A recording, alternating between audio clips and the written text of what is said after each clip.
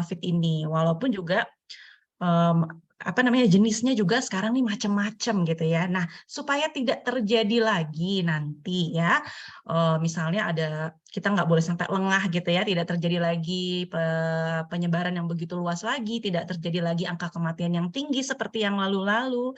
Makanya kita di sini sama-sama belajar, tentunya dengan ahlinya ya, Bapak, Ibu, dan teman-teman semuanya. Oke, nah, dan sebelumnya saya juga mau berterima kasih banyak nih sama perusahaan ini nih yang ada di sebelah kiri kiri atas ya. Kiri atas ini namanya HDI, HDI ya, yang sudah memberikan kita kesempatan juga untuk ada di sini sama-sama di ruangan ini. Untuk teman-teman juga, Bapak Ibu yang masih mau mengundang teman-temannya ada di sini, kira-kira siapa nih yang membutuhkan ilmunya, masih boleh ya untuk mengundang, karena kita juga sebetulnya, tapi acaranya akan dibuat singkat, tidak akan terlalu lama, jadi boleh mengundang sekarang, supaya kita juga nanti kita punya waktu yang efektif gitu ya, untuk acara ini. Oke, boleh ya?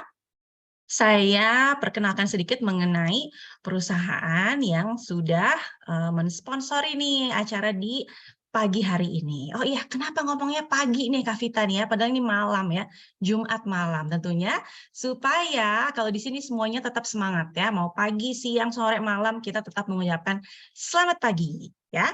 Oke, welcome to HDI Family semuanya, Bapak, Ibu, teman-teman yang ada di sini. Sebentar. Oke, kita cerita dulu mengenai perusahaannya, bahwa perusahaan HDI ini bukan perusahaan baru ya, bukan perusahaan anak bawang, tapi sudah berdiri di Indonesia ini kurang lebih 20 tahun lebih lah ya. Awalnya di tahun 1986, HDI ini berdirinya di Singapura ya, Bapak Ibu ya.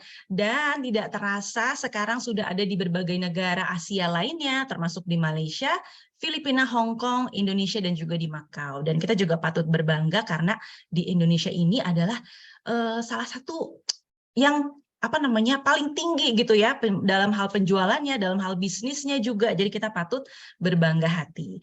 Dan ini perusahaan kita adalah bergerak di bidang distribusi produk kesehatan dan juga kecantikan yang fokusnya pada produk alami, terutama produk alami perlebahan ya. Kalau misalnya pengen tahu ini beneran nggak sih perusahaannya seperti apa, kita lihat kantornya ya Bapak Ibu teman-teman. Kalau misalnya lagi jalan-jalan ke Jakarta, tepatnya ke daerah Menteng ya, ini nanti bisa lihat ada gedung yang bentuknya seperti sarang lebah ini ya, ada di sebelah kanan layar, bisa dilihat. Ini namanya HDI Hive Menteng. Nanti Bapak Ibu pengen main, pengen masuk sama anak-anak, boleh, ada playgroundnya juga. Juga nanti ada berbagai pengetahuan mengenai lebah di sana. Jadi nggak cuma beli produk aja gitu misalnya ya, tapi bisa juga di sini nanti kita dapatkan berbagai pengetahuan yang tentunya sangat bermanfaat untuk kita dan juga keluarga ya. Jadi sudah ada di 6 negara. Nah, kalau di Indonesia sendiri, alhamdulillah kita sampai saat ini mempunyai 160 lebih kantor cabang atau stokis di seluruh Indonesia. Dalam arti kita bisa melayani customer dan juga semuanya yang membutuhkan produk-produk kita dari Aceh sampai ke Papua, insya Allah dalam jangka waktu yang lebih mudah, lebih cepat juga ya. Dan total anggota kita juga ada kurang lebih 2,5 juta orang. Luar biasa ya. Banyak sekali orang-orang yang sudah merasakan gitu ya khasiat dari produk-produk perlebahan ini. Sertifikasinya gimana nih Kak Vita nih ya? Kok saya nggak tahu nih, memang gimana nih produk-produknya, apakah halal gitu ya, apakah sudah masuk BPOM gitu ya. Tenang, ini semuanya ada di sini nih Bapak Ibu ya. Betul, produk-produknya alhamdulillah sudah sertifikat halal MUI Indonesia juga, termasuk juga halal dari New Zealand dan juga halalnya Amerika Serikat. Jadi insya Allah aman ya Bapak Ibu ya. Kemudian juga produk kita selain halal itu tadi di BPOM juga sudah terdaftar, kemudian juga di MIMS sudah terdaftar. MIMS ini adalah satu buku referensi yang akan biasanya digunakan oleh para tenaga medis nih, para dokter-dokter untuk memberikan resep kepada para pasiennya. Jadi kita aman ya produk-produk kita ya, insya Allah ya. Dan secara perusahaan gimana? Perusahaan kita juga sudah terdaftar di APLI, Asosiasi Penjualan Langsung Indonesia. Ini merupakan satu-satunya asosiasi penjualan langsung yang juga terdaftar di Asosiasi Penjualan Langsung Dunia. Ya, Bapak Ibu jangan salah ya, cuma satu yaitu Apli aja gitu ya. Jadi dalam arti kenapa nih? Emang kenapa kalau udah terdaftar di Apli, udah terdaftar di Asosiasi Penjualan Langsung Dunia, tentu saja secara sistem pastinya sudah dicek satu persatu gitu ya, tidak akan ada yang merugikan orang lain dan juga sudah baik gitu ya, udah ditelaah berpuluh-puluh tahun. Dan juga alhamdulillah per 2021 ya, akhir 2021 secara sistem kita juga sudah halal menurut Dewan Syariah Nasional MUI. Jadi kita tenang nih kalau mau menjalankan bisnisnya juga nanti ya. Sertifikatnya halalnya sudah ada di sini juga. Nah, ini kalau yang bawah ini apa? Ini adalah sertifikat. Ini adalah penghargaan-penghargaan ya yang diberikan oleh majalah yang ada di Singapura dan juga berbagai negara lainnya juga, di Jakarta juga, di Indonesia juga maksudnya ya. Ini di penghargaan yang cukup bergengsi juga dan tidak sembarangan ya. Ini banyaknya nih untuk produk-produk Biskin. Jadi produk Biskin kita juga sudah luar biasa. Mau tahu produknya nanti ya. Dan sekarang juga Bapak Ibu, kita akan segera nih masuk ke acara utama kita, pembicara utama kita tentu saja ya. Nanti akan ada dokter spesialis penyakit dalam, Dr. Rosmalia Ponti, Finasim. Finasim ini artinya apa sih? Ini adalah spesialis penyakit dalam dan nanti sudah diakui di Asia Tenggara gitu ya. Sebentar. Oke, nah nanti untuk Bapak Ibu juga yang mau bertanya, boleh ya di kolom chat, nanti boleh banget. Silakan nanti bertanya di kolom chat, nanti kita akan pilih beberapa pertanyaan juga yang kira-kira yang bisa mewakili gitu ya, mewakili pertanyaan-pertanyaan lainnya. Oke, Dokter Ponti, apakah sudah siap? Siap dong, Bu Kavita. Pagi. Selamat pagi, cerah banget nih Dokter Ponti ya pagi hari ini ya. Alhamdulillah ya, segar. Semangat Sehat ya kembali. Dok? Alhamdulillah, Bu Kav juga sehat ya. Alhamdulillah. Oke, boleh mungkin slide-nya dari Dokter Ponti ya. Boleh, aku share ya. Bentar ya, Bapak Ibu. Iya. Udah kelihatan, mungkin barangkali share ininya. Aman. Ya. Oke. Nah, saya perkenalkan dulu ya. Dokter Ponti ya, tak kenal maka tak sayang katanya gitu ya. Kita sama-sama kenalan ya Bapak Ibu, rekan-rekan semuanya. Sekali lagi tadi Dr. Rosmalia Ponti Harvadiani, dokter spesialis penyakit dalam, Finasim. Jadi sudah diakui di Asia Tenggara sebagai dokter spesialis penyakit dalam gitu ya. Juga sekaligus ibu dari 2 putra dan 1 putri, 3 orang anak ya. Dan juga bisa dilihat di sini sekarang pekerjaannya di RSUD Subang, riwayat pekerjaannya, kemudian di Rumah Sakit PTPN Subang, dan juga di Klinik Medika Farma, dan kebetulan juga beliau ini juga berbisnis di HDI ini juga ya, dan sudah mencapai posisi eksekutif Diamond Leader. Lumayan ya, luar biasa, bukan lumayan, luar biasa. Alhamdulillah. Alhamdulillah. Oke Dok, boleh nih supaya mempersingkat waktu juga ya Dok ya, boleh mangga. Nah, kita langsung next slide. Teman-teman sekali lagi yang mau bertanya boleh diketik di kolom chat, nanti kita akan pilih pertanyaan-pertanyaan terpilih untuk kemudian nanti dijawab di akhir acara ya. Mangga silakan Dokter Ponti. Terima kasih Bu Kav. Pagi semua rekan-rekan yang ada di sini ya. Saya harap nih walaupun udah malam, kita masih tetap semangat. Mudah-mudahan udah pada makan malam ya, jadi nggak pada ngantuk nih malam-malam ngomongin COVID. Kenapa harus COVID lagi? COVID lagi, kayaknya udah bosen nih pandemi 2 tahun lebih masih ada COVID-COVIDan.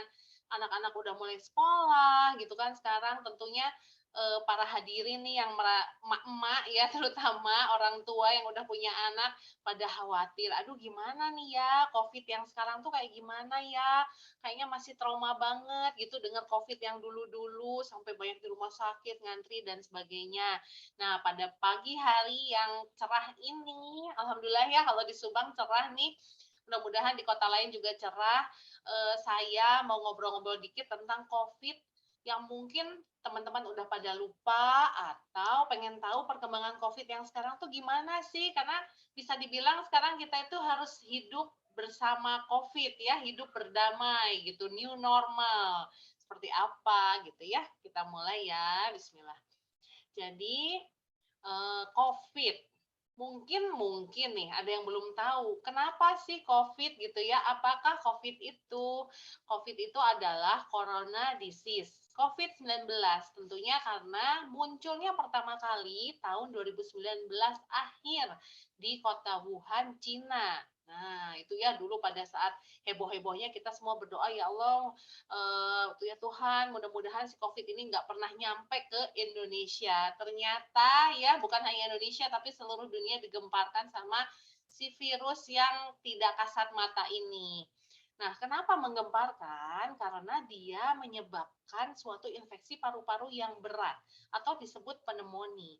Jadi kalau penyakit pneumonia sendiri itu udah lama ada di dunia sebagai infeksi paru-paru ya, bisa ringan, bisa berat, dan bisa disebabkan oleh berbagai hal. Dalam hal ini, COVID ini termasuk golongan virus yang menyebabkan infeksi paru secara berat. Nah, kalau situasi COVID di Indonesia dan situasi global ya, ini update per akhir Juli, ternyata masih wow juga ya kasus konfirmasinya sampai 572 juta. Kematiannya juga nggak bisa dianggap enteng, hampir 6,3 juta. Dan negara yang terjangkitnya ratusan. Dan kalau lihat di ASEAN, ternyata negara kita tercinta ini masih nomor 2 nih untuk kasus konfirmasi. Jadi nggak main-main ya buat kita-kita yang alhamdulillah sampai detik ini masih sehat, keluarga sehat, tetangga-tetangga sehat. Jangan lengah karena kasusnya di Indonesia masih cukup tinggi. Nah, kalau lihat provinsi dengan kasus tertinggi, ini masih dipegang oleh DKI Jakarta. Kenapa? Karena memang screeningnya masif gitu ya, pemeriksaannya cukup banyak, kemudian screeningnya cukup tinggi dan kepadatan penduduknya juga tinggi. Nah, yang rekan-rekan mungkin banyak yang tinggal di Jabar, ternyata ranking 2 nih Jabar untuk kasus aktifnya. Tentunya dibarengi dengan kumulatif kasus sembuhnya juga cukup tinggi, tapi nggak ketinggalan nih kasus meninggalnya masih ada aja ya, dan Jabar nih masih ranking ketiga nih untuk kasus meninggal. Nah, untuk kasus COVID, kalau kita ingat kembali ya, waktu Idul Fitri, liburan tahun 2021, di mana ada libur panjang, padahal tahun 2021 itu masih diberlakukan PPKM. Level-levelan lah, kalau kata kita emak-emak, pusing deh level-levelan. Levelnya sampai level 3, PPKM. Berbagai istilah dikeluarkan untuk membatasi kerumunan. Namun pada tahun 2021, ternyata lonjakan kasus cukup tinggi. Padahal pada saat itu PPKM-nya masih level 3, bahkan diberlakukan zona-zona. Mungkin ada yang ingat ya, ada yang sampai zona hitam bahkan. Nah, setelah itu alhamdulillah cukup menurun dan di liburan ya Natal Tahun Baru tahun 2022 ini kemudian naik kembali. Nah, ini kita bisa lihat perjalanan variannya. Dulu kita hanya tahu COVID aja, nggak tahu apalah namanya gitu ya. Dan yang cukup terkenal yang menyebabkan angka kesakitan kematian paling tinggi di tahun 2021 yaitu varian Delta. Ini kayaknya udah jadi perbincangan di segala kalangan. Mau bapak-bapak, ibu-ibu, bahkan anak-anak pun ya, anak saya juga udah bisa nyebut itu. Dulu Delta parah-parah, banyak yang meninggal, banyak ambulan lewat ya. Dan belakangan ini kita deltanya udah mulai lupa nih, muncullah yang baru yaitu si Omikron ini. Itu tuh sebetulnya apa gitu ya, Delta, Omikron. Saya mau tunjukin, jadi virus COVID yang kita suka lihat nih bentuknya ya di media sosial, di mana-mana beritanya berupa suatu bulatan dengan ada jarum-jarum mungkin ya, tusuk-tusuk atau spike lah di sekitar tubuhnya yang mungil itu. Nah, itu adalah menjadi kunci untuk dia bermutasi. Jadi, dia akan bermutasi lewat si spike-spike itu atau duri-durinya itu. Dia berubah setiap dia ketemu orang baru, setiap orang barunya itu ketemu orang baru lagi, si virus-virusnya bercampur, menyesuaikan diri dengan lingkungannya, dia akan berubah, beradaptasi. Nah, adaptasinya ini bisa menjadi melemahkan dia, bisa jadi menguatkan dia juga. Nah, yang disebut alfa, beta, gamma, delta ini adalah variasi-variasi yang terjadi akibat si virus-virus ini bermutasi atau berubah, beradaptasi dengan lingkungannya. Yang tentunya biasanya merugikan si lingkungan barunya itu. Dalam hal ini lingkungan barunya adalah tubuh manusia. Terus emang kenapa sih kalau dia bermutasi? Karena mutasi ini bisa menyebabkan angka penularan yang jauh lebih tinggi. Makanya Omikron yang belakangan ini terkenal, kenapa? Karena dia menimbulkan lonjakan kasus cukup tinggi. Kemudian dia juga bisa menyebabkan angka keparahan penyakit. Jadi yang sebelumnya hanya batuk flu biasa, itu bisa menjadi infeksi atau radang paru-paru berat yang bahkan menyebabkan kematian. Tapi berita bagusnya ya, ternyata vaksin yang bahkan waktu vaksin pertama yang ditemukan itu alhamdulillah masih bisa efektif menangani varian-varian terbaru ini. Nah, Omikron ini kita juga mungkin udah ada beberapa yang pernah dengar ya disebutnya. Jadi itu diperiksa di laboratorium dan dikasih label atau kode. Kodenya adalah B1.1529. Nggak usah diapalin ya. Makanya sama peneliti-peneliti itu dikasih nama.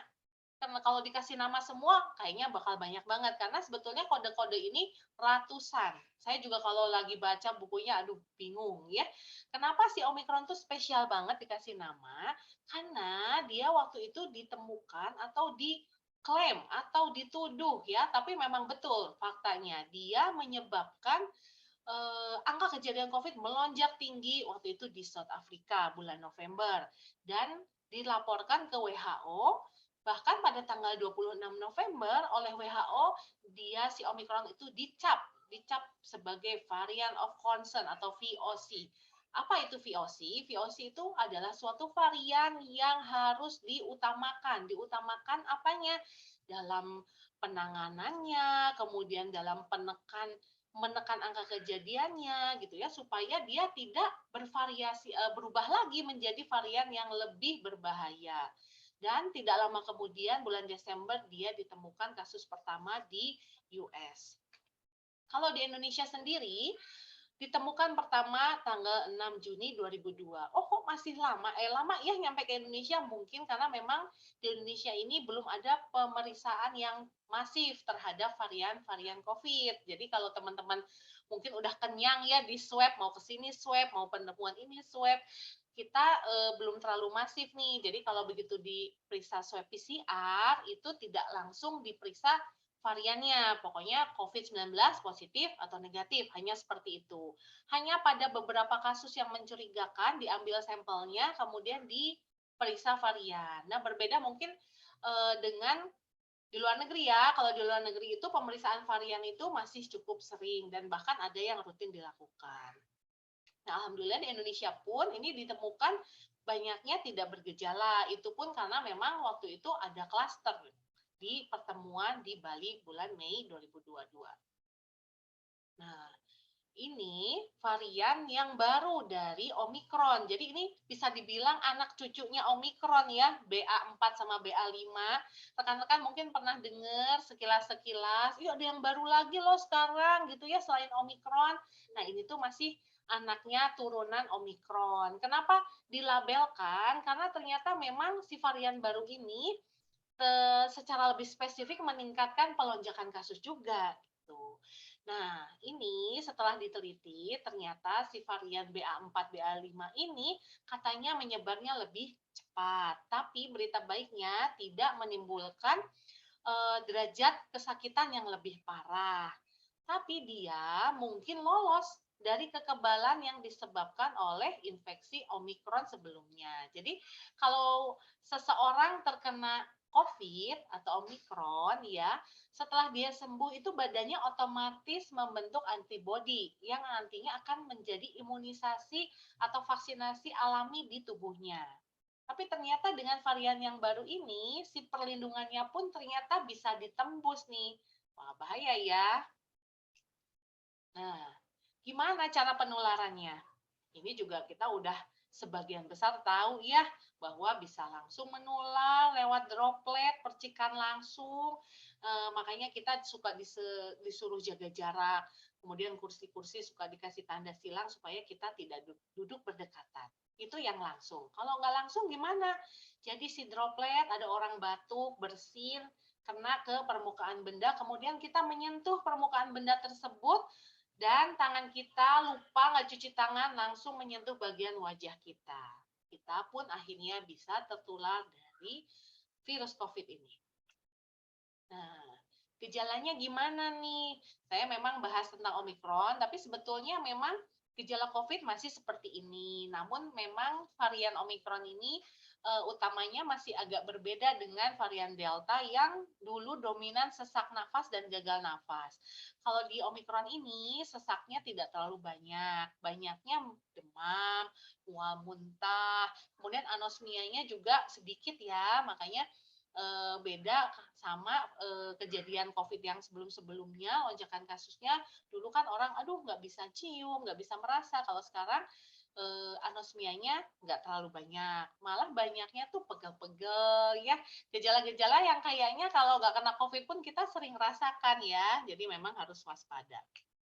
Nah ternyata si COVID ini yang awalnya adalah suatu penyakit pneumonia atau infeksi paru, ada juga ini gejala di luar parunya gitu ya, makanya kok banyak ada angka kematian, kan kayaknya batuk pilek biasa. Karena ternyata dia bisa juga menyerang sistem saraf pusat, bisa menyerang kulit, ya, bisa menyerang jantung, bahkan ada penyumbatan di pembuluh darah, bisa membuat seseorang yang awalnya tidak punya diabetes jadi diabetes, bisa menyebabkan gagal hati, gagal ginjal, dan gangguan pencernaan. Ternyata wow juga ya si COVID ini ya, gejalanya bisa ke seluruh organ tubuh kita. Nah, ini saya mau bahas dikit tentang long COVID.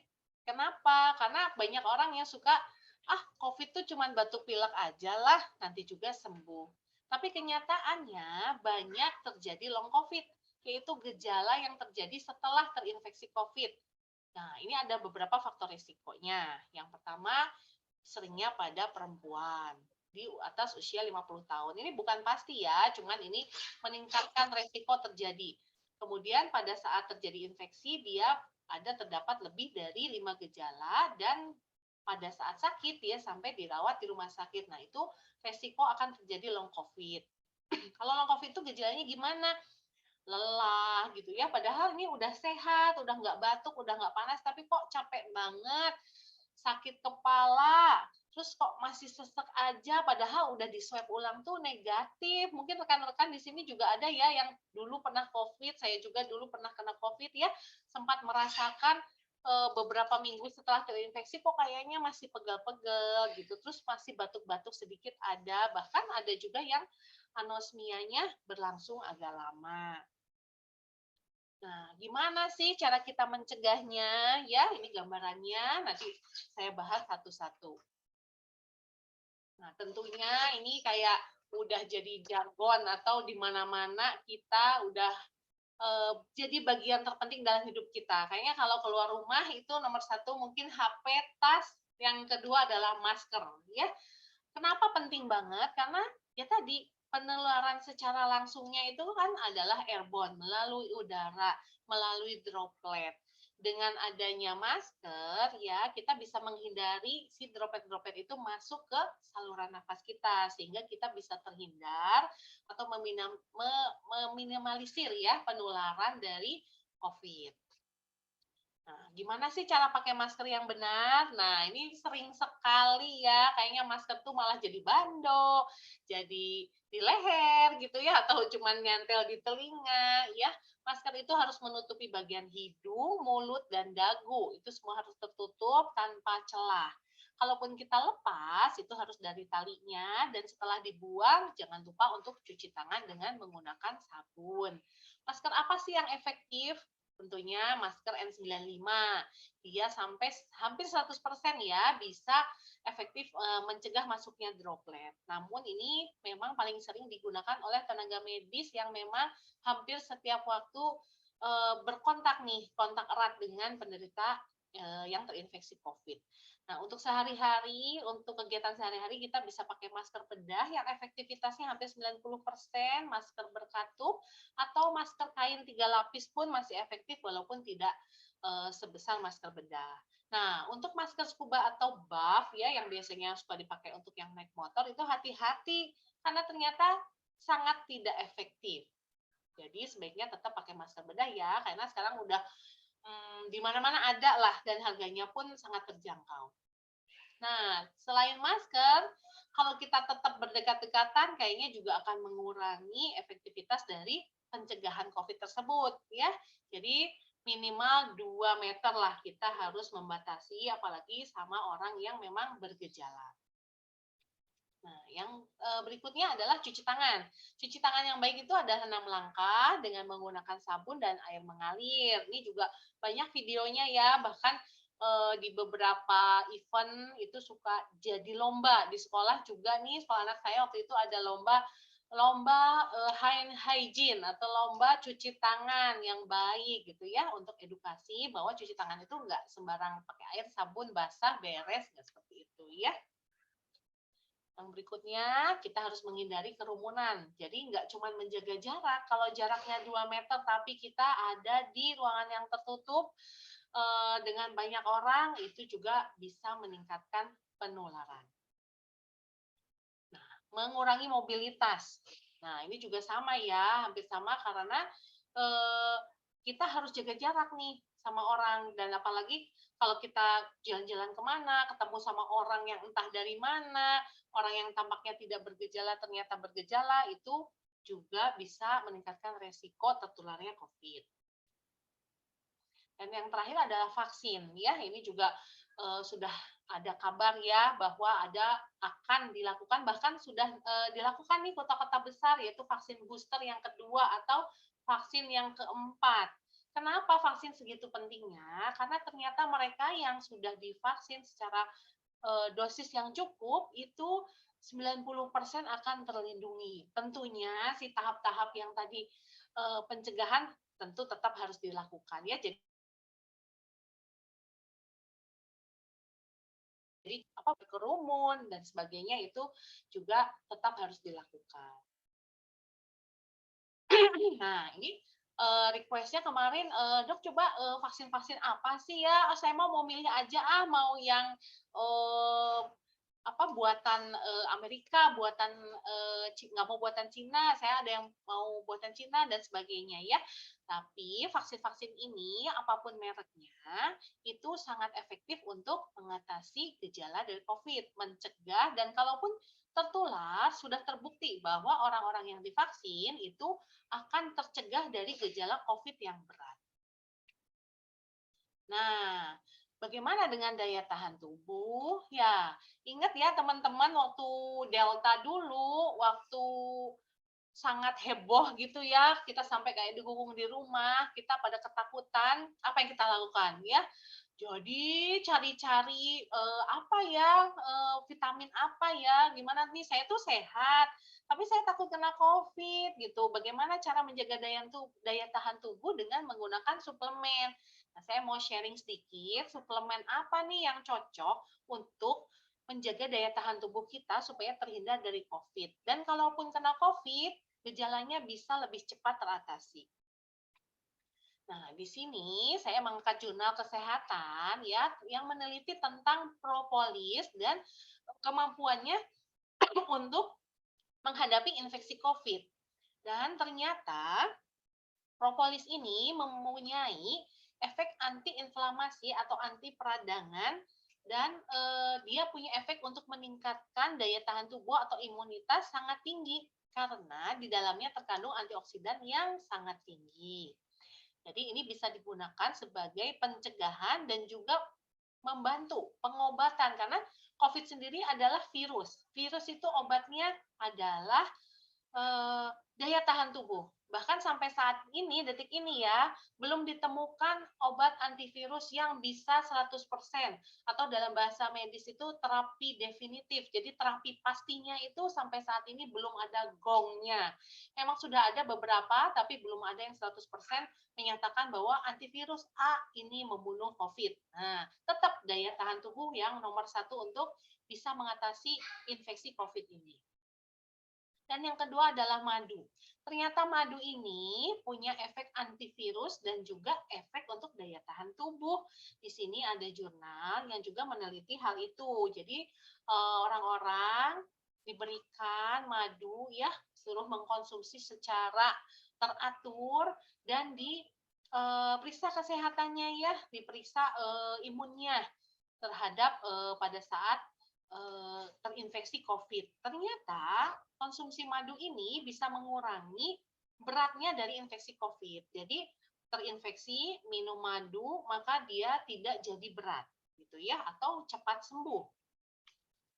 Nah, yang terakhir ini ada royal jelly. Penelitiannya ini dia mengangkat efek antivirus royal jelly terhadap infeksi COVID yang berat. Jadi infeksi COVID yang berat ini tentunya kalau dia menyerang paru-paru dan menyebabkan gagal nafas. Ternyata dengan pemberian royal jelly, dia mencegah komplikasi terhadap paru-paru seperti hipoksia, ya. Kayak ini udah bahasa yang dulu kita sering dengar ya, hipoksia, kurang oksigen, butuh oksigen. Nah, dengan pemberian royal jelly ini ternyata komplikasi terhadap gejala berat atau gagal nafas itu bisa dicegah.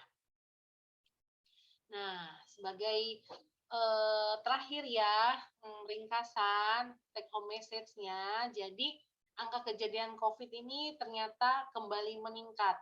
Bukan hanya di dunia, bukan hanya Indonesia, tapi seluruh negara terdampak. Dan bahkan bertambah mutasinya. Kalau kita dulu memang hanya mendengar COVID aja COVID gitu ya. Sekarang udah banyak macamnya. Ada alfa, beta, kemudian omikron gitu. Bahkan omikronnya itu bervariasi lagi ya, yang seperti tadi saya ceritakan, ada BA4, BA5, BA12, belum B11 dan sebagainya. Maka kita harus waspada, tingkatkan daya tahan tubuh kita, jangan lupa ya 5M, dulu kan awalnya cuma 3M ya, sekarang ada 5M bahkan 10M ya, yang paling penting ya tadi, pakai masker, mencuci tangan, kemudian jangan lupa vaksinasi secara lengkap, menjaga jarak supaya kita semua terhindar dari COVID. Kalaupun kita amit-amit ya sampai terinfeksi, tidak sampai parah dan bisa sembuh dengan cepat. Nah, mungkin begitu Bu Kaf yang bisa saya sampaikan ini tentang COVID, isu-isu yang terbaru ya. Gitu. Oke, terima kasih banyak Dokter Ponti. Kalau menurut saya ini penjelasannya cukup jelas ya, cukup jelas sekali dari mulai awalnya, terus jenis-jenis juga corona itu apa aja, sampai kita juga kayaknya bingung ya, Dok Pon ya, apa sih sekarang tuh variannya apa gitu ya, sebenarnya sekarang lagi mulai banyak lagi gitu. Tapi sebetulnya yang jadi pertanyaan saya ya, Dok, sebagai ibu juga, yang anak-anaknya juga udah mulai sekolah nih, baru 2 minggu ya, alhamdulillah gitu ya, udah mulai bisa sekolah, bisa dibilang normal lagi gitu ya. Tapi mulai ada juga nih yang sakit-sakit gitu, Dok. Mulai ada yang sakit-sakit lagi gitu, ada beberapa orang gejala-gejalanya juga mirip-mirip sih sama tadi gitu ya. Nah, nanti bedanya apa sih sebetulnya kalau, pilek biasa, flu biasa, sama, si COVID itu tadi? Nah, di titik mana kita mesti waspada? Tapi nanti Dok Pon jawabnya nanti ya. Kita simpen dulu ya. Sambil juga nunggu, teman-teman lain nih yang mau bertanya boleh sekali, ini mumpung ada ahlinya ya, Bapak, Ibu, rekan-rekan, teman-teman semua, boleh banget bertanya di kolom chat, nanti akan dibalas, langsung, dijawab langsung juga sama Dokter Ponti. Tapi sebelumnya saya mau share juga nih, tadi mungkin Bapak, Ibu udah lihat ya, ada beberapa suplemen juga yang disarankan gitu ya untuk digunakan, dikonsumsi, terutama untuk meningkatkan daya tahan tubuh gitu ya. Karena memang katanya kalau menurut Dokter Ponti tadi sebetulnya tidak ada nih obat yang memang terapi definitif itu ya, istilahnya tadi saya catat juga, terapi definitif ya. Jadi obat yang pasti bisa membuat sembuh si COVID ini belum ada, tapi benar-benar masih rely sama daya tahan tubuh kita gitu ya. Kebetulan di HD ini Bapak Ibu, produk-produk kita tadi juga sudah disebut ya, bergerak di suplemen perlebahan alami. Nah, ini ada beberapa nih yang tadi juga udah disebut nih sama Dokter Ponti, ada Propoelix, ada Clover Honey, ada Royal Jelly juga. Kemudian kita punya juga suplemen khusus untuk pria, ada Bi Ultra. Kemudian juga yang sering juga difavoritkan, dipesan ya sama mereka-mereka yang sudah terkena COVID kemarin-kemarin adalah Prolis Lozengs ini ya, yang di sebelah kiri ada yang rasa lemon, ada yang rasa original. Ini enak sekali untuk yang lagi sakit-sakit tenggorokan, gitu ya. Kemudian juga kita punya ada Polenergy, ada Royal Jelly Tablet, ada Bipropolis, ada Dynamic Trio juga, ada yang enzim mineral, dan juga ada glukosamin. Ini enzim mineral ini untuk pencernaan, kalau glukosamin bagus sekali untuk mereka-mereka yang sudah memiliki keluhan di daerah sendi-sendinya ya. Kemudian untuk anak-anak ada Kids Tree, ada Honeybee Pollen, kemudian juga ini satu-satunya produk HDI yang tidak mengandung produk perlebahan yaitu Trimi ya. Ini dibuatnya dari cangkang kepiting gitu, dari seafood ya. Ini bagus sekali untuk mengikat kolesterol jahat Bapak Ibu. Jadi untuk yang sudah punya keluhan kolesterol ini bisa juga mengkonsumsi ini rajin setiap hari, terutama kalau habis makan makanan yang berlemak ya. Kemudian ini ada Bibotanics-nya, kita punya facial wash, ada juga mouth wash, kemudian juga feminine hygiene wash, body lotion, APC atau aloe propolis cream yang merupakan satu krim yang harus ada di rumah bagaikan krim P3 Kak gitu ya ibaratnya, apalagi Bapak Ibu, ibu-ibu terutama yang punya anak kecil nih harus ada di tas maupun di rumah. Dan juga kita punya toothpaste-nya juga, ini semuanya mengandung propolis. Jadi propolis itu tadi sudah diterangkan juga sama Dokter Ponti, sifatnya adalah antivirus. Jadi lagi COVID begini, saya juga pakai semua produk yang ada propolisnya, pokoknya sering banget dipakai, apalagi kalau ketemu sama banyak orang ya. Nah, kalau ini skincare-nya, Bapak Ibu, kita punya skincare yang luar biasa sekali, ini made in Korea ya. Kita punya 6 core antioxidant system. Kalau dibandingkan dengan skincare lain, mungkin ada yang 2, ada yang 4 ya. Tapi kalau di sini kita 6. 6 core antioxidant system, jadi artinya antioksidannya banyak sekali. Bahan-bahannya juga dari bahan-bahan alami, dari buah-buahan, juga dari sayur-sayuran gitu ya. Jadi sangat aman bahkan untuk busui, ibu menyusui, bumil, ibu hamil juga sangat-sangat aman ya. Oke, untuk yang pengen tahu lebih banyak lagi mengenai produk-produk perlebahan ini boleh banget dimiliki, boleh dibeli, nanti tanya sama yang mengundang ya, di buku Rahasia Kekayaan Alam. Ini bagus sekali, bagaikan Bible gitu ya kalau di bidang kesehatan ini, di bidang kesehatan alami. Dan juga kita punya berbagai macam Zoom training ya Bapak Ibu ya. Kalau misalnya baca buku kayaknya agak-agak aduh susah gitu ya. Nah, ikutan trainingnya aja. Nanti ada training product knowledge juga. Dan yang paling dekat kita punya training starting up new member oleh Ibu Stefani Noratan di hari Sabtu besok di jam 7 malam. Ya. Oke, nah sekarang saya izin untuk menjelaskan sedikit ya mengenai member benefits nih ya. Member benefits kalau Bapak Ibu yang bergabung di ruangan ini nanti kita berkeputusan untuk oke deh saya mau jadi member HDI gitu ya. Tapi memang keuntungannya apa gitu ya. Nah, keuntungannya sebagai member HDI pertama kita sebagai konsumen tentu saja kita punya diskon ya. Kita berhak untuk mendapatkan diskon 10-15% dibandingkan mereka yang tidak member gitu. Jadi otomatis pasti harganya lebih murah nih Bapak Ibu kalau kita mau belanja produk gitu ya. Kemudian juga kalau kita udah jadi member otomatis kita juga udah bisa jadi seller gitu. Jadi selain jadi konsumen, kita juga udah boleh loh jadi seller, kita bisa dapat komisi 10-15% tadi karena kita member nih misalnya ya, kita jual ke yang non member, nanti kita dapat cash keras dia gitu ya, 10-15%. Lumayan ya. Tapi yang lebih besar lagi, kita pengen nih punya bisnis sendiri gitu ya, pengen dia punya penghasilan yang lebih besar, lebih menjanjikan gitu ya. Saya mengajak Bapak Ibu dan rekan-rekan untuk kita jadi networker atau jadi distributor. Jadi selain nanti kita dapat komisi yang tadi tuh ya, komisi bulanan juga, nanti kita bisa mendapatkan komisi penjualan 5% dari omset grup. Jadi bukan dari satu orang, tapi dari grup kita. Nanti begitu kita menjalani bisnis ini dengan tekun gitu ya, dengan mengikuti sistem, dengan rajin konsultasi kepada upline kita, dengan yang mengundang kita gitu ya. Nanti lama-lama tim kita jadi besar. Makin besar tentunya omset kita semakin besar ya. 5% dari omset grup. Dan juga di sini sebagai member kita juga punya kesempatan untuk berbagi dengan anak-anak yang kurang mampu di HDI Peduli. Ya, gimana joinnya, Kak? Biaya registrasinya Rp50.000 saja kalau daftarnya online di Stokis, tapi kalau daftarnya secara online, tadi offline ya. Kalau offline di Stokis biayanya ada 50.000 karena kan ada biaya formulir ya, cetak-cetak formulir. Tapi kalau online free. Wah, luar biasa ya. Free tapi kita bisa dapat ini semuanya. Ya.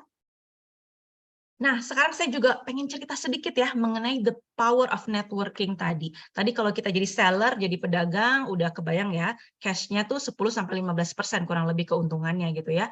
Tapi gimana nih kalau kita jadi networker? The power of networking yang saya bilang tadi jauh lebih besar gitu ya keuntungannya ya. Nih, sebetulnya caranya nggak ribet ya Bapak Ibu ya, mudah aja. Misalnya nih, di bulan pertama kita mengkonsumsi produk, kita merasakan khasiatnya seperti apa, ke tubuh kita, kepada keluarga kita gitu ya. Oh, ternyata enak sekali gitu ya. Kita sharing aja. Kita cukup sharing ke teman-teman yang lain, kepada kerabat mungkin, kepada family gitu ya.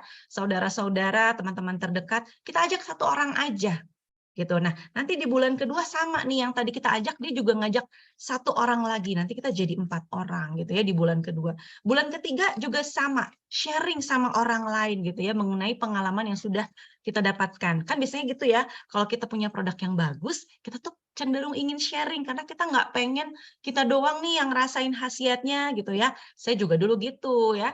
Begitu saya merasakan produknya ternyata sangat bermanfaat untuk saya dan keluarga, saya semangat banget untuk sharing gitu ya. Nanti di bulan ke-6 nih Bapak Ibu, tiba-tiba nih nggak kerasa gitu ya, tiba-tiba si tim kita udah 64 orang nih. Kita sudah mendapatkan 2.880.000. Ini mah masih lumayan aja gitu ya. Tapi kalau kita tekun terus gitu ya, di bulan ke-12 nanti nggak kerasa lagi tim kita udah 4.096 orang, potensi pendapatan kita bisa mencapai 184.320.000 dari sharing itu tadi aja ya Bapak Ibu, sharing ke satu orang aja gitu ya. Nah, tapi kayaknya 184.320.000 siapa sih yang nggak mau? Ada yang nggak mau dapat 184 juta. Tapi mungkin ada juga yang berpikir bahwa, ah kayaknya itu terlalu muluk-muluk deh, Kaf, gitu ya. Nah oke deh, kita anggap itu skenario yang cukup tinggi gitu ya. Kita potong deh 90%. Taruhlah cuma 10% aja yang berhasil gitu ya. Kita dalam 1 tahun masih dapat 18.432.000. Lumayan apa lumayan, Bapak Ibu? Saya sih masih mau ya. Soalnya kalau misalnya nih di perusahaan gitu ya, mau naik nih gajinya ke 18 juta, kayaknya butuh waktu bertahun-tahun ya. Tapi kalau di sini dalam jangka waktu 1 tahun atau bahkan lebih cepat, itu bisa. Tergantung kinerja kita juga gitu ya. Selain itu, Bapak Ibu, rekan-rekan, other member benefits, benefits lainnya sebagai member, kita bisa mendapatkan konsultasi gratis dalam hal kesehatan dan juga kecantikan ya. Kemudian juga kita mendapatkan training dan juga business consultation. Ini yang mahal sebetulnya ya. Karena kalau kita konsultasi bisnis di luar, training itu berjuta-juta sebetulnya ya. Tapi di sini semuanya gratis ya. Kemudian nanti ada juga recognition dan juga cash award ya untuk posisi-posisi tertentu. Kita juga di sini bisa mendapatkan kesempatan mendapatkan free international trip, kemudian juga bisa jadi mendapatkan royalti, bisa juga kita jadi pemegang saham atau stakeholder. Wah, luar biasa ya. Dan yang lebih pentingnya, tapi di sini nih kita berbisnis di sini sama-sama adalah kita bisa mendapatkan kesehatan, kita sehat, keluarga kita sehat, masyarakat dan keluarga besar kita juga sehat, dan juga kita mengajak mereka untuk sejahtera sama-sama. Ya, luar biasa ya. Oke, jangan lupa juga, jangan dilewatkan ya, Bapak Ibu nanti akan ada event kita di tanggal 12 Agustus minggu depan, hari Jumat juga dicatat ini topiknya mengenai stres pada anak ya, akan dibawakan oleh oleh psikolog Ibu Ratih Permata, MPC, dan juga hostnya adalah Ibu Devina Mahendriani ya. Jadi boleh dicatat dari sekarang di kalendernya, boleh di agenda gitu ya, atau juga di Google Calendar boleh silahkan, dan juga mengundang yang kira-kira siapa nih yang membutuhkan topik ini gitu ya. Oke, setelah ini nih ya, kita tadi saya terangkan sedikit mengenai perusahaan kita mulai ke pertanyaan ya. Tadi saya juga udah nanya sama Dokter Ponti, mungkin nanti pertanyaan saya terakhir aja ya.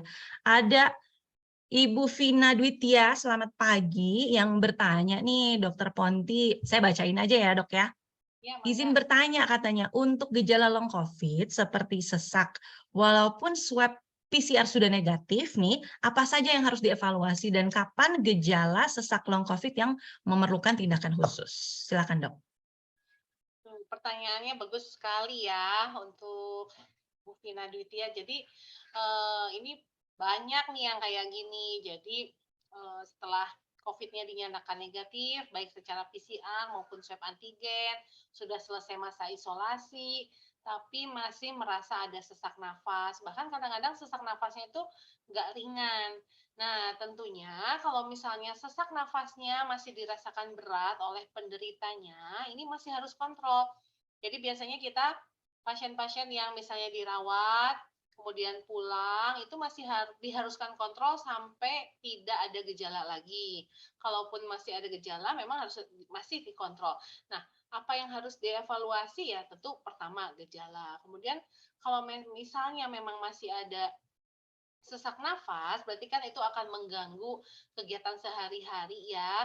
Jadi biasanya akan dilakukan pemeriksaan ulang, misalnya diperiksa cek darah kembali, apakah ternyata dari infeksi yang kemarin menimbulkan komplikasi, atau dilakukan pemeriksaan ulang, ronsen dada gitu ya, atau CT scan kalau yang awalnya di CT scan. Karena yang dikhawatirkan dari infeksi COVID, virus, kan daya tahan tubuhnya belum kembali normal, dia terpapar partikel jahat lainnya seperti bakteri, seperti parasit dan sebagainya, atau virus infeksi saluran nafas lainnya gitu ya.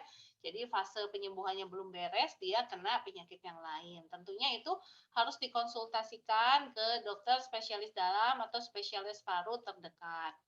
Nah, kapan gejala sesak long COVID memerlukan tindakan khusus. Kalau untuk masyarakat awam, tentunya kalau si sesak nafasnya ini sudah mengakibatkan kegiatan sehari-harinya terganggu. Misalnya, mau mandi aja, habis mandi tuh capek banget, harus diem dulu. Atau jalan yang tadinya dari rumah ke warung misalnya ya, biasa aja tuh, tapi kok ini biasanya 5 menit, jalannya jadi harus 10 menit ya, di tengah jalan tuh harus berhenti-berhenti dulu karena rasanya nafasnya nggak sampai. Nah, itu harus segera dievaluasi. Tentunya diharapkan kontrol kembali ya ke dokter, karena dikhawatirkannya si infeksi COVID-nya meninggalkan bekas luka di paru-paru yang mengakibatkan gangguan pernafasan tadi. Nah, seperti itu. Jadi memerlukan tindakan khusus kalau betul-betul sudah mengganggu aktivitas sehari-hari. Seperti itu mungkin, Bu Kavita. Oke, itu tadi semoga cukup terjawab ya, Bu Vina ya pertanyaannya tadi. Oke, kita ke pertanyaan kedua ya. Untuk mempersingkat waktu juga ada Bapak George nih ya, selamat pagi, yang bertanya katanya kalau masker KF94 aman nggak ya dok ya? Terus apakah ketika kita bergejala mirip flu, maka kita lebih baik tes antigen katanya. Kalau antigen positif, kemudian lanjut ke PCR. Ya, ini bagus banget nih Pak Jos pertanyaannya ya. Karena kita suka istilahnya galau ya, mau pakai masker, masker apa sih? Kadang-kadang untuk orang yang agak parno nih kayak saya nih, kadang suka nggak pede pakai masker medis, apalagi masker medis zaman sekarang udah banyak bentuknya.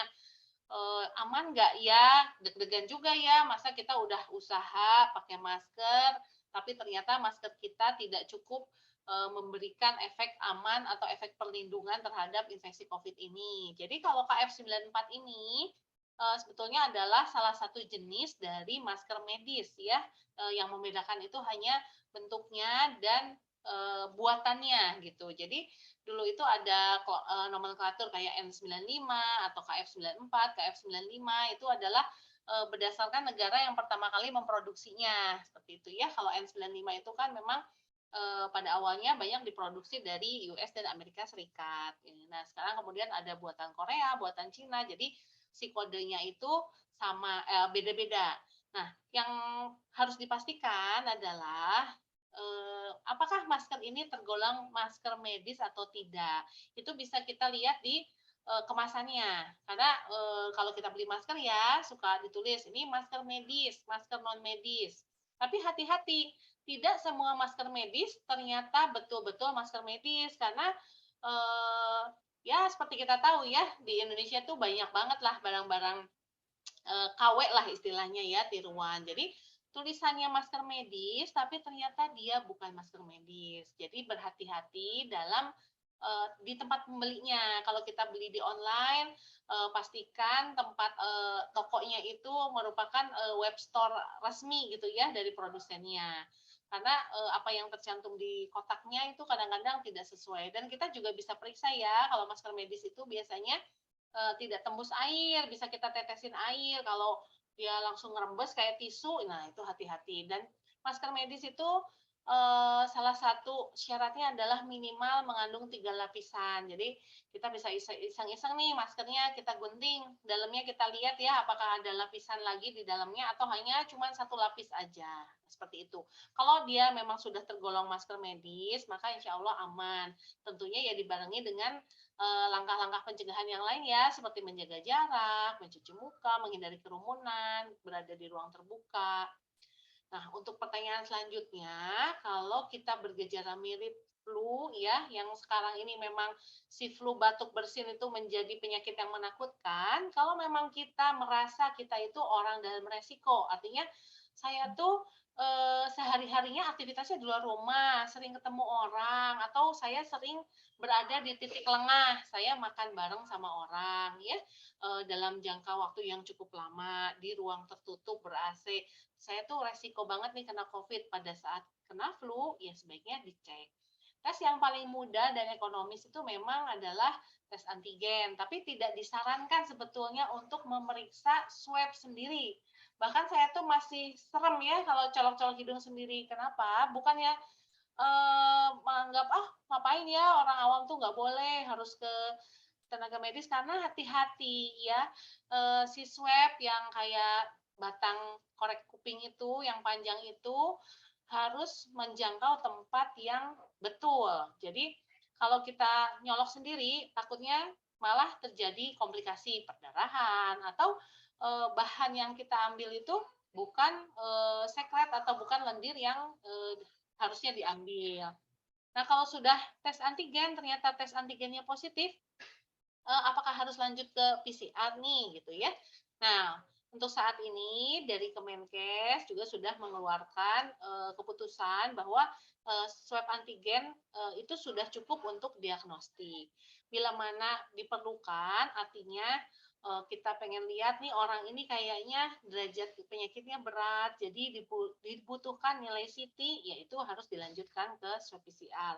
Atau ada beberapa tempat pekerjaan atau kantor yang tidak menerima nih kalau tes antigen harus PCR itu dilakukan. Tapi untuk diagnostik itu sudah cukup antigen positif, jadi tidak perlu dilanjutkan ke swab PCR. Mungkin gitu jawabannya Pak Jos ya, Bu Kavita. Oke, terima kasih ya Dokter Ponti. Nah, Jelas banget ya. Ini jawabannya udah cukup jelas ya juga. Jadi, oh ya betul-betul. Jadi benar-benar apa ya? Jadi kalau misalnya kita punya gejala juga nggak usah langsung PCR ya, Dok ya. Tapi dicek dulu juga kita sebetulnya setiap hari ini beraktivitasnya di ruangan yang seperti apa gitu ya. Apakah ventilasinya bagus atau tidak, ruangannya yang desek-desekan banyak orang atau enggak dan lain sebagainya. Kalau kira-kira membutuhkan dan gejalanya juga udah mulai parah baru deh gitu ya, kita PCR ya. Ibu masih mau jawab lagi, Dok Pon, gimana? Masih ada beberapa pertanyaan lagi nih? boleh, boleh. Boleh. Boleh lanjut ya.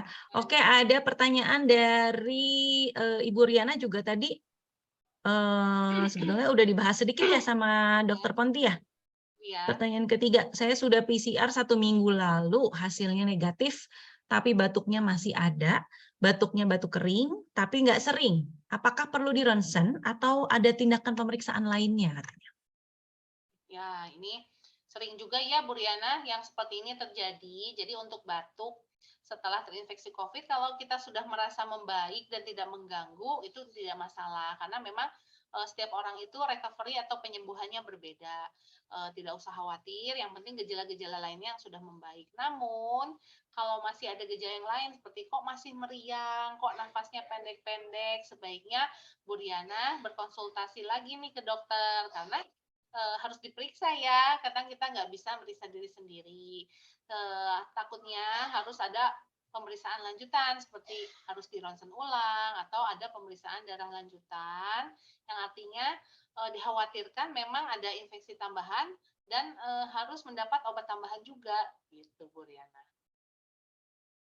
Oke, semoga cukup jelas ya, Ibu Riana ya, jawabannya. Oke, ada 2 lagi nih Dok, boleh ya Dok? Sekalian aja biar beres gitu ya. Siap, siap, siap, siap. Oke, lanjut ada Linda yang bertanya, "Saya tahun lalu kena COVID dan sempat long COVID juga. Tapi setelah itu saya jadi kena alergi, sering sesak jam 3 malam. Apakah itu efek dari COVID? Karena sebelumnya saya tidak punya alergi. Kebetulan sekarang pindah ke daerah dingin, jadi suka sesak dan bersin-bersin walaupun di siang hari." Mangga Dok. Siap. Ya, Bu Linda, memang eh, salah satu gejala long COVID adalah seperti itu. Jadi yang asalnya tidak ada gangguan atau tidak memiliki penyakit seperti alergi, kondisi ya, alergi itu jadi punya. Kenapa? Karena si COVID itu kan menyerangnya adalah daya tahan tubuh kita. Jadi si antibody, si sel-sel protein tubuh kita itu ada yang berubah strukturnya. Pada saat COVID-nya mati, virusnya, jadi daya tahan tubuh kita menang ya, si virus COVID mati, kita membaik, si sel-sel tubuh kita itu ada beberapa yang tidak kembali seperti semula.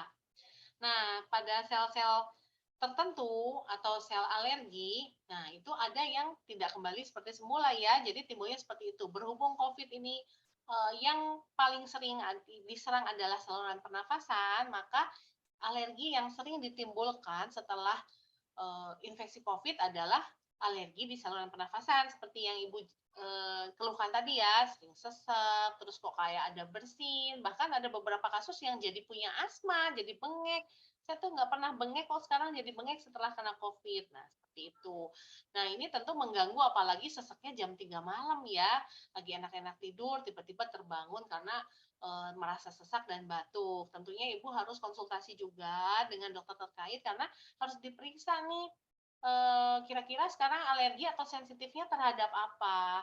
Dan si alerginya itu ada parameternya ya di pemeriksaan laboratorium kalau memang ternyata berlebihan, nah itu harus diatasi juga. Tuh. Itu mungkin Oke, buka. oke. Siap, terima kasih Dokter Ponti. Harus ke dokter spesialis aja gitu ya, biar pasti gitu ya. Daripada kita menerka-nerka juga gitu kan ya. Oke, satu lagi dari Dina, Ibu Dina udah on cam juga, selamat pagi. Ini bagus sekali juga pertanyaannya ya Dok ya. Mungkin ini pertanyaan juga banyak Bapak Ibu juga nih yang tadi seperti saya, yang anaknya baru-baru sekolah 2 minggu ini. Sekarang banyak yang sakit tenggorokan, batuk, flu, demam, yang menyebar ke anak-anak. Ini mirip pertanyaan sama pertanyaan saya tadi ya.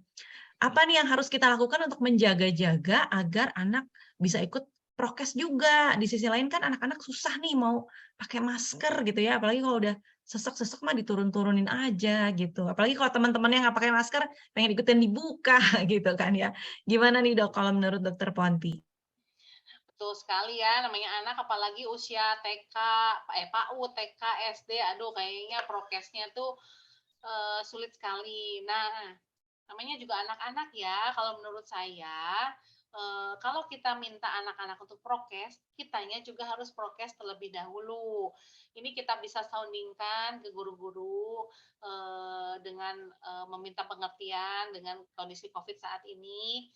untuk mencontohkan prokes yang baik. Jadi kita kan nggak bisa ya kalau ke anak, kamu harus pakai masker kalau enggak nanti begini-begini ya, dengan ancaman-ancaman sebagainya itu tidak akan efektif, apalagi pada saat di sekolah kan kita tidak ada di sampingnya.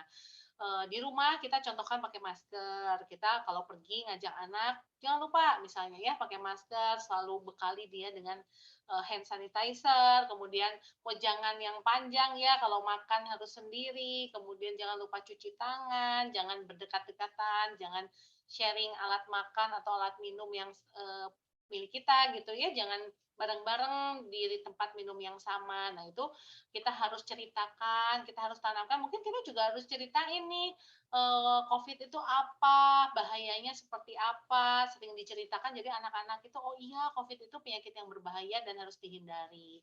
Nah, untuk, di sekolahnya mungkin kita bisa kasih masukan bahwa walaupun sekarang sudah full tatap muka ya, yang di mana 100% anak hadir, itu rasanya jaga jarak itu udah agak sulit ya, apalagi di sekolah-sekolah tertentu yang kapasitasnya tinggi.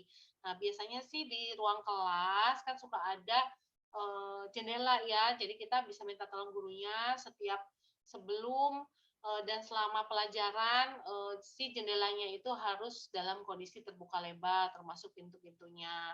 Jangan lupa anak-anak selama pelajaran aktif di kelas untuk selalu diingatkan memakai masker dengan benar gitu ya, bukan hanya dikalungkan saja, termasuk juga guru-gurunya. Mungkin di sini juga ada yang profesinya guru ya, jadi titip pesan bahwa anak itu akan mengikuti kan. Kadang-kadang ada kenapa kok nggak dipakai maskernya? Lah kan gurunya juga nggak pakai gitu ya. Nah pasti anak tuh jawabannya seperti itu. Nah kalau gurunya pakai, insya Allah nih apalagi yang masih anak-anak usia SD itu biasanya akan mengikuti. Jadi kalau anak-anak ya seperti itu dan yang, paling penting ya kita harus jaga daya tahan tubuh anak ya, karena setelah kita membekali masker, hand sanitizer, udah ngomong ke gurunya, sisanya adalah kita harus berdoa. Mudah-mudahan anak saya selalu disehatkan, tentunya kita cukupi kebutuhan gizi dan daya tahan tubuhnya. Jangan lupa sebelum sekolah harus sarapan dulu, jangan lupa vitamin-vitaminnya nih ya, walaupun anak kita sehat, itu justru menurut saya tahap yang terpenting anak itu harus dikasih vitamin, suplemen ya untuk menjaga daya tahan tubuhnya. Karena kalau udah sakit, ya itu namanya bukan vitamin lagi ya, bukan untuk mencegah lagi, tapi lebih ke arah mengobati. Dan kita udah tahu sendiri ya kalau anak sakit tuh bukan hanya anak yang sakit nih, orang tuanya juga ikut sakit. Apalagi kalau COVID, anak sakit diisolasi, kita walaupun sehat juga ikut diisolasi nih, yang kerjanya harian, yang bergantung pada tiap hari kita harus berupaya, jadi akhirnya terganggu. Jadi masalahnya nanti bukan cuman kesehatan aja ya, tapi merembet ke hal yang lain. Seperti itu ya, Buka. Mungkin Bu Tina. Oke, ih udah jelas banget dan iya benar ini juga kata ini ya, apa namanya, kata Dokter Ponti tadi bahwa, jangan lupa, daya tahan tubuh itu ya, apa namanya, yang paling penting daya tahan tubuh karena kita memang tidak ada tadi si obat yang tertentu gitu ya, yang bisa benar-benar bikin si COVID ini jadi sembuh gitu. Tapi daya tahan tubuh kita nih yang jadi garda terdepan gitu ya, Dok Ya, ya. Nah tentunya betul. bisa dibantu juga sama produk-produk perlebahan yang tadi Dokter Ponti juga sudah sebutkan gitu ya. Oke, jadi pertanyaan saya gimana nih Dok? Terakhir nih. Apa tuh? Jadi sedikit nyambung juga ya. Jadi memang Ya, di sekolah-sekolah nih udah mulai tadi kan kata Teh Dina juga kan ya anak-anak tadi kan anak-anak PG, anak-anak TK udah mulai ada yang batuk, pilek. Nah itu gimana sih membedakan titik mana gitu yang membedakan bahwa kita nih udah harus mulai antigen nih. Takutnya ini benar-benar si COVID gitu ya, bukan hanya batuk flu biasa. Gimana nih, Dok? nah sebetulnya kalau batuk flu ini di era COVID ya semua batuk flu kita harus curigai sebagai COVID. Apalagi ditambah ya, garis bawah, kalau ternyata yang sakit bukan anak kita aja. Kita kan suka dapat cerita ya, Mmm, si anu nggak masuk. Wah, kita harus waspada nih. Apalagi misalnya anak kita sakit setelah kontak dengan yang sakit. Ya, misalnya, mmm, "Aduh anak kita sakit, kemarin tuh mereka habis makan di kantin bareng loh sama si A," yang ternyata si A itu udah 3 hari nggak masuk. Nah, udah deh, lebih baik langsung minimal swab antigen mandiri gitu. Jadi karena sekarang tuh memang di berita-berita dan memang banyak ya penularan itu banyaknya di ruang-ruang tertutup ya, seperti di ruang kelas ataupun ruang kantor gitu. Jadi kita harus waspada karena kita nggak bisa memastikan karena temennya belum tentu juga ya di-swab, temennya taunya udah masuk lagi gitu kan. Apalagi Benar, mungkin benar. kalau sekolahnya tidak menerapkan wajib swab antigen ya pada anak-anak yang sakit, seperti itu. Oke, jadi mulai dari kita aja dulu ya. Begitu kita Ya, tahu nih misalnya ada gejala-gejala yang di mana kurang-kurang enak di hati juga ya, langsung kita, pisahin dulu mungkin ya, jangan sekolah ya, dulu. betul. Kemudian, apabila seperti kata Dokter Ponti tadi nih udah ada yang sakit beberapa, nah itu kita mungkin juga bisa, dan gejalanya juga cukup jelas mungkin ya, jadi bisa mulai, antigen gitu ya, Dok, ya. Oke, terima kasih banyak ya untuk Bapak Ibu dan juga rekan-rekan semuanya di pagi hari ini sudah mengikuti nih masih 57 orang ada di sini. Terima kasih banyak ya. Tentunya kita juga dapat ilmu yang bermanfaat sekali dari Dokter Ponti. Makasih ya Dokter Ponti sekali lagi. Terima kasih juga untuk semua peserta malam hari ini dan untuk yang tertarik mungkin ya untuk next HEG-nya atau Heroes Enterpriser Gathering sekali lagi saya ingatkan di tanggal 12 Agustus di hari Jumat kita akan ngobrol mengenai stres pada anak. Jadi dari sekarang boleh dilingkarin kalendernya, agendanya dan juga undang banyak rekan-rekan kerja Anda sebanyak-banyaknya ya. Oke, terima kasih banyak sekali lagi saya Kavita Anggraini, mewakili juga semua panitia juga di malam hari ini, mengucapkan mohon maaf juga kalau ada salah-salah kata. Semoga, ilmu yang ada di pagi hari ini bisa bermanfaat dan juga tentunya kita semua sehat-sehat ya harapannya ya, dan juga bisa mempraktekkan apa tuh yang tadi udah diceritain sama Dokter Ponti ya. Sehat-sehat semua tentunya. Kita ketemu lagi minggu depan insya Allah dengan topik yang berbeda. Terima kasih banyak, selamat pagi.